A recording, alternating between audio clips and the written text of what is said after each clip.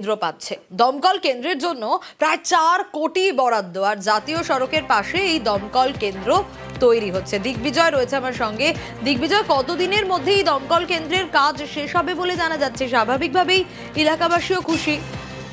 একদম সোনিয়া, এলাকাবাসী যথেষ্ট খুশি, কারণ ডেবরা থেকে যে সমস্ত দমকল কেন্দ্র রয়েছে প্রায় 40 কিলোমিটার দূরে, পাঁশকুড়া, সবং এবং খড়গপুর শহর, সেক্ষেত্রে ডেবরায় কোনো কিছু অঘটন ঘটলে, আগুনের ঘটনা ঘটলে দমকল আসতে কিন্তু অনেক দেরি হয়।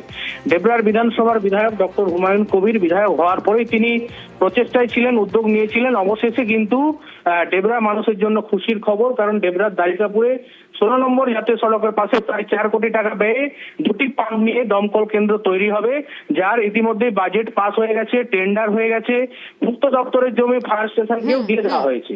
এবার দ্রুততার সঙ্গে কাজ শুরু হবে বলে বিধায়ক জানিয়েছেন, এবং কাজ শুরু হলে 300 দিনের মধ্যে এই কাজ সমাপ্ত। 300 দিনের মধ্যে কাজ শেষের টার্গেট। এই টেন্ডার প্রসেসটা কমপ্লিট হলেই কাজটা শুরু হবে আশা করা যায়। যে ওয়ার্ক অর্ডার পাবে সেই তো করবে। জায়গা তো আগেই হ্যান্ডওভার হয়েছে। গোটা ডেবরা ব্লক উপকৃত হবে, তার সঙ্গে আপনি ধরুন পিংলারও খানিকটা হবে, খড়গপুর 2-এর লোকালের অনেকটাও অংশ জুড়েও এটা হবে। আর যখন শুরু হচ্ছে 2 পাম্প মেশিন, দুটো পাম্পের হচ্ছে, ফায়ার স্টেশন হচ্ছে। প্রসেস শেষ হলেই কাজটা শুরু হয়ে যাবে ফায়ার স্টেশনে। হ্যাঁ।